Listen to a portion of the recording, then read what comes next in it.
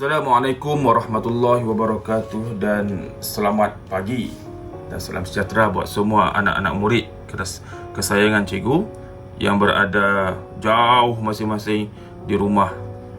Okey, walaupun kita tidak berjumpa, lama sudah kita tidak berjumpa, tapi memandangkan dengan keadaan itu isu COVID-19 ini, kita meneruskan lagi PDPR untuk tahun 2021. Yang penting, walaupun di mana jua kamu berada, kamu tetap akan terus belajar, committed dengan proses pembelajaran, dan kamu jadi manusia yang berilmu, kerana ilmu itu adalah merupakan satu power. The knowledge is power. Okey, terlihat terlebih dahulu pada dalam buku teks kamu itu, iaitu pada bahagian kandungan. Kalau kamu lihat pada bahagian kandungan ini, dia menceritakan kepada kamu apa yang akan kamu belajar sepanjang tahun 2021, tahun ini. Okey, kalau kamu lihat di sana, nombor dan operasi, itu topik ataupun unit yang pertama. Ada belajar kalkulator, kenali nombor perdana, nombor 7 digit, hubungan, dan selesaikan masalah. Unit yang kedua, pecahan. Okey, darab pecahan, bahagi pecahan, dan selesaikan masalah. Unit yang ketiga, perpuluhan, darab bahagi perpuluhan, dan selesaikan masalah. Unit yang keempat, peratus. Okey, unit yang keempat, peratus, iaitu peratus selesaikan masalah, dan peratus dalam simpanan dan pelaburan, dan peratus dalam kehidupan seharian. Wang. Okey, ini harga kos, harga jual, semualah kita akan belajar di sini. Kalau kamu perasan, pada bahagian pecahan, perpuluhan, peratus ini agak pendek topik ataupun bab yang ada, disebabkan oleh kerana ketika kamu tahun 6, kamu hanya mempraktikkan sahaja apa yang telah kamu pelajari daripada tahun 1 hingga tahun 5. Kamu ni kalau belajar betul-betul nak dikira expert sudah, pandai sudah di kalangan murid-murid St. John. Okey, sebab kamu ni kira senior, sifu sudah kalau kamu belajar betul-betul lah. Okey, untuk unit yang ke-6, masa dan juga waktu. Okey, sistem 24 jam, dan bagaimana kita nak tukar sistem 24 jam pada 12 jam, 12 jam kepada 24 jam. Nanti kita belajar, insyaAllah.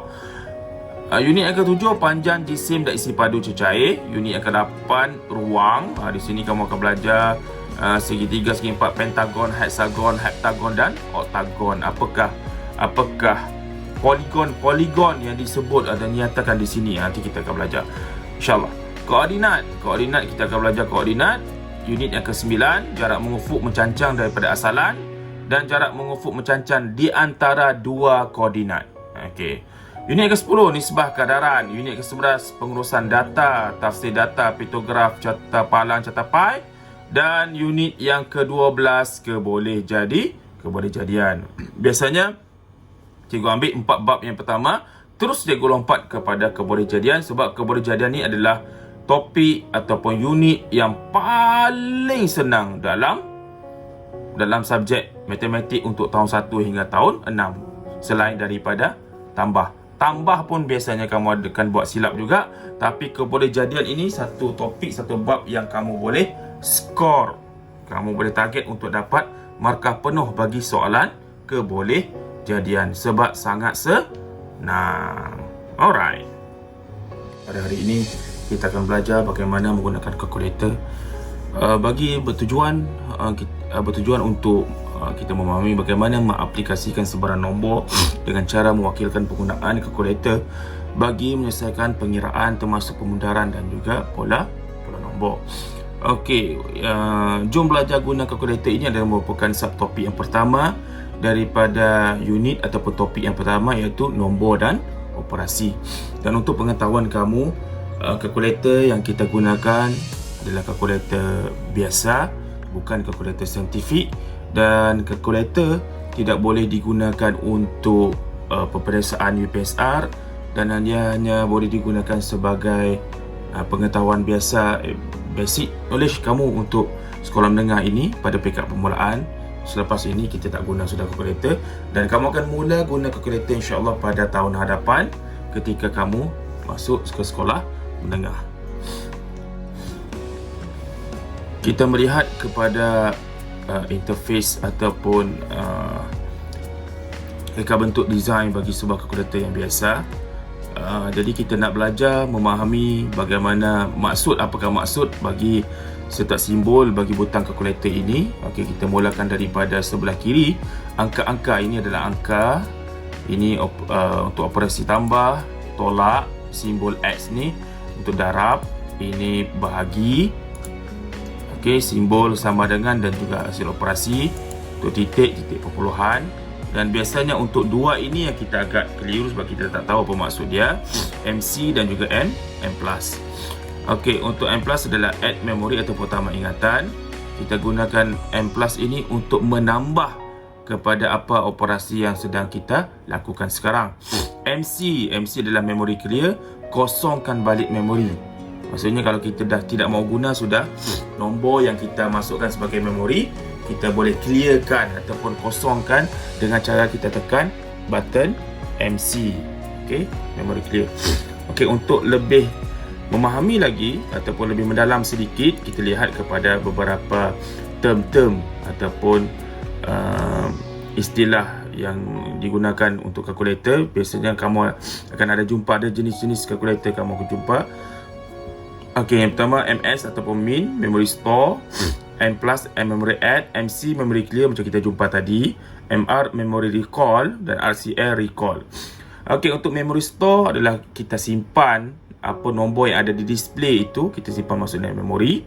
Okey, biasanya kita gunakan untuk operasi penambahan.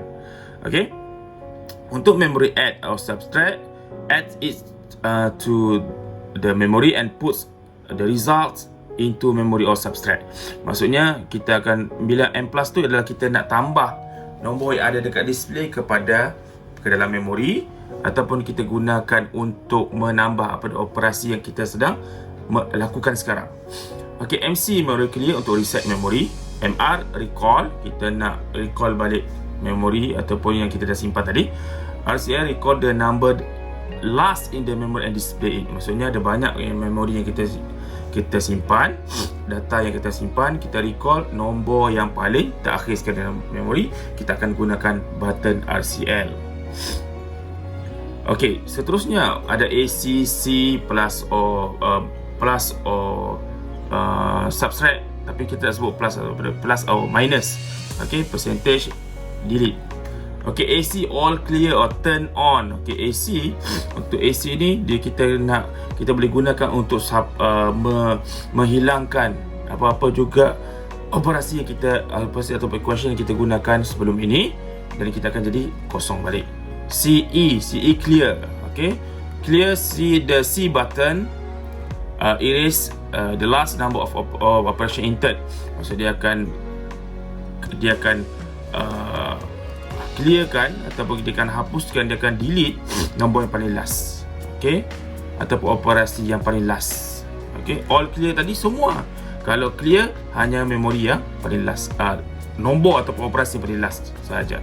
Delete or insert. Delete will delete individual characters, so you can alter complex equation without clearing the whole formula. Insert allows you to enter numbers of a formula like on a PC keyboard. Okay, delete and insert. Ini cikgu rasa kamu tahu kita boleh delete. Okay, kita boleh delete bahagian-bahagian yang kita masukkan dalam equation ataupun persamaan ataupun operasi. Contohnya 1 tambah 2 tambah 3, kita tekan delete, dia akan 3 itu dia akan delete. Tekan lagi delete, tambah. Tekan lagi delete, 2. Tekan lagi delete, tambah, yang akan dipadamkan. Okey, ada simbol tambah tolak ini dinamakan sebagai plus or negatif. Okey, itu kamu akan belajar tahun depan. Percentage adalah peratus. Okey, jadi kita boleh tukar nombor yang kita dapat itu kepada peratus. Alright, sekarang cuba kamu guna kalkulator untuk kamu cari jawapan-jawapan. Okey, buat sama-sama dengan cikgu. Untuk cari jawapan bagi soalan-soalan ini, kita hanya ada 4 basic operation. Operasi asas, tambah, tolak, darab dan juga bahagi. Okey, jadi cikgu cari kalkulator.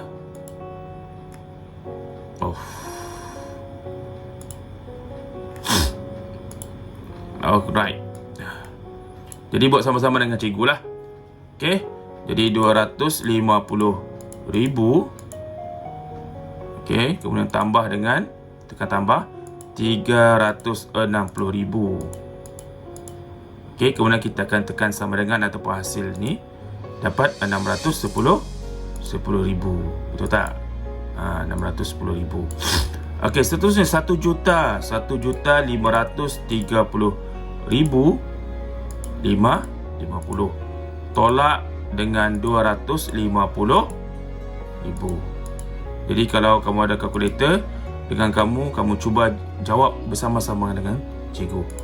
Okey, kita akan dapat 1,280,550. Alright. Okey. Next. Operasi darab 375,000. Okey. Darab dengan 4.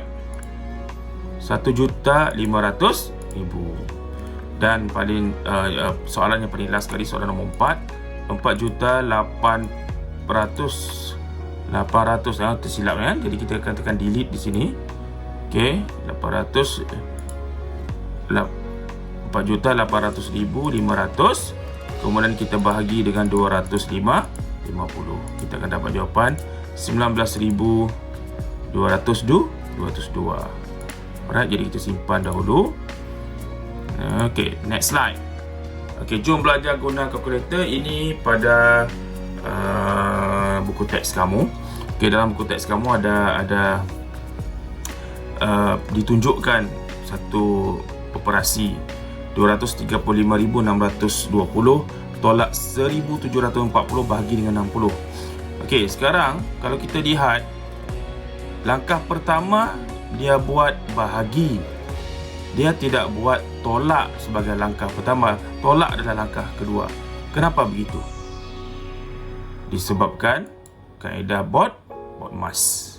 Okey, disebabkan peraturan. Okey, hukum Bode-Mas yang kita kena pegang.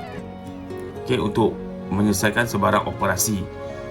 Sebenarnya untuk operasi kita mesti mulakan daripada sebelah kiri terlebih dahulu. Apa operasi yang kita jumpa sebelah kiri, kita akan buat itu dahulu. Tetapi apabila melibatkan hukum yang ada dalam kaedah Bode-Mas, jadi kita akan selesaikan dahulu yang di belakang ini. Nanti cikgu akan explain lagi apa itu kaedah Bode-Mas.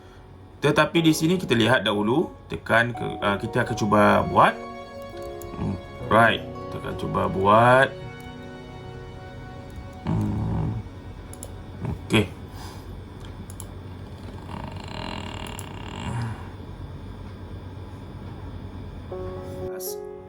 Untuk slide seterusnya, kita lihat di sini dia bagi satu soalan 235,620 tolak 1,740 bahagi dengan 60. Okey. Dalam menyelesaikan satu operasi, mestilah kita mulakan kerja daripada sebelah kiri, okey, kemudian ke arah kanan. Sebelah kiri dahulu. Tetapi kalau kamu lihat di sini, langkah yang ditunjukkan dalam buku teks kamu ini ditunjukkan bahawa kamu kena buat bahagi dahulu, langkah kedua baru tolak. Okey. Soalan dia kenapa begitu? Kenapa kena bahagi dulu? Bukan kenapa tidak sebelah kiri ni dulu? Itu tolak. Kenapa kena selesaikan bahagi dahulu? Disebabkan oleh kerana wujudnya hukum Bode-Mas. Okey, nanti cikgu akan explain lebih lanjut lagi. Tapi kita cuba dulu buat apa yang dia tunjukkan di sini. 1,740. Kamu masing-masing juga ambil kalkulator dan cuba sama-sama dengan cikgu ya di rumah. Okey, bahagi dengan 60. Okey, kita akan dapat jawapan 29. Okey, kita akan dapat jawapan 29. Okey, untuk langkah yang kedua, 235,620 tolak dengan hasil kita tadi iaitu 29. Kita akan dapat 235,591.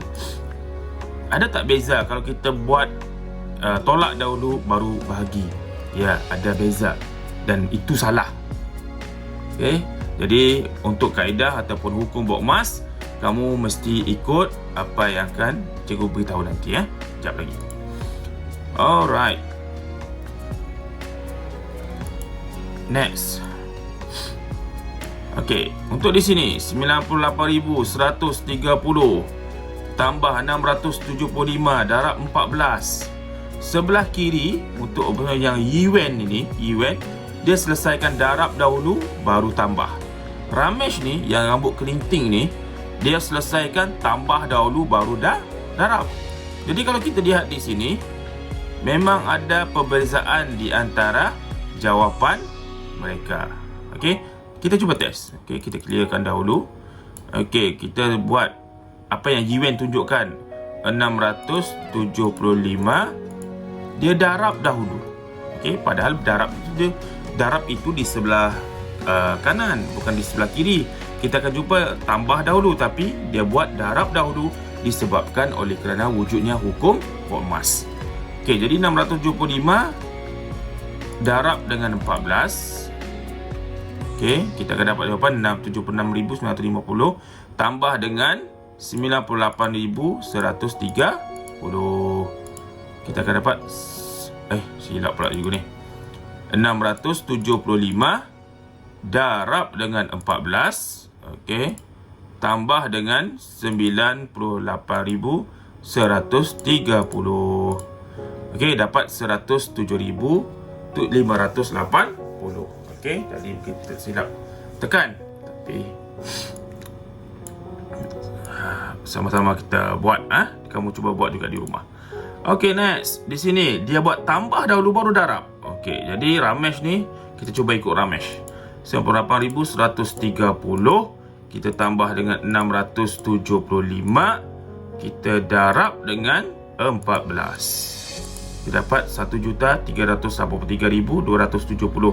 Dan ini membuktikan bahawa sekiranya kita ada dua operasi dalam satu masalah begini, ada dua operasi, kita mulakan satu operasi berbanding dengan satu operasi yang lain, mana-mana yang kita mulakan dahulu menyebabkan jawapan itu berbeza.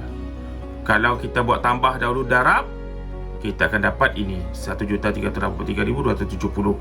Kalau kita darab dahulu tapi kemudian kedua baru kita tambah, kita akan dapat jawapan ini 107,580. Yang mana satu betul? Yang betul adalah si Yuan. Ramesh salah. Okey. Mungkin sebab berkurung lama sangat di rumah, Ramesh dia boleh buat salah. Untuk kaedah Bormas, kalau kamu lihat di sini ada B, ada O, ada D, ada M, ada A dengan S. B bracket kurungan. Kalau yang di sebelah kiri ini, dia yang duluan kita kena buat. Kalau kita jumpa kurungan, apa-apa operasi yang ada dalam kurungan, kita kena selesaikan operasi dalam kurungan itu dahulu. Dia tambahkah, tolakkah, darabkah, bahagikah? Kalau dia ada dalam kurungan, kita kena selesaikan apa yang ada dalam kurungan itu terlebih dahulu. O, order. Tapi kita tak belajar ini untuk tahun 6, jadi cikgu pangkahkan dahulu. Jadi O ini bagi kehidupan kamu sekarang seolah-olah tidak wujud. Okey, sebagaimananya kamu pada sepanjang tahun lepas pun sekolah macam tak wujud juga kan. Kita hanya tinggal di rumah saja, belajar daripada rumah. Okey, D division, bahagi, dan M multiplication, darab. Jadi bahagi dengan darab ini dia satu tim, satu kumpulan. Maksudnya kalau kita jumpa bahagi dahulu, kemudian yang kedua kita jumpa darab, kita kena selesaikan bahagi dahulu baru darab. Sebab power level dia ni sama, dia punya ranking dia sama, dia punya pangkat dia sama. Jadi bila dia sama, mana yang kita jumpa duluan, itu yang kita selesaikan dahulu. Kemudian tim yang kedua, tim yang agak lemah sedikit, okey, iaitu tim addition dan subtraction. Jadi kalau addition dengan subtraction, dia satu kumpulan dan dia punya power level dia sama antara kedua-duanya ni. Tersasul. Okey, power levelnya sama. Jadi kalau sekiranya kamu jumpa tambah dan tolak dalam satu soalan, mana-mana operasi yang ada di sebelah kiri yang kamu jumpa dahulu, itulah operasi yang akan kamu gunakan, kamu selesaikan dahulu. Begitu ya. Okey, next. Kita dah sampai di hujung untuk latihan latih diri, kamu boleh lihat pada muka surat 7 untuk dalam buku teks kamu. Cikgu nak minta kamu buat soalan ini dalam buku matematik 1. Jadi tak perlu kamu kira tunjuk operasi, bentuk lazim apa semua. Kamu hanya perlu ambil kalkulator sahaja dan totek. Kamu tak type je di situ, kamu kira saja di kalkulator dan kamu dapat jawapan, dan terus je kamu tulis jawapan dalam buku matematik 1 kamu. Okey? Jadi cikgu rasa sampai di sini saja. Kita jumpa lagi pada next lesson. InsyaAllah cikgu akan tunjukkan jawapan betul untuk kamu, semakan kamu pada pelajaran PDPR kita untuk episod yang akan datang. Okey, itu saja. Assalamualaikum warahmatullahi wabarakatuh dan tata titi tutu. Bye.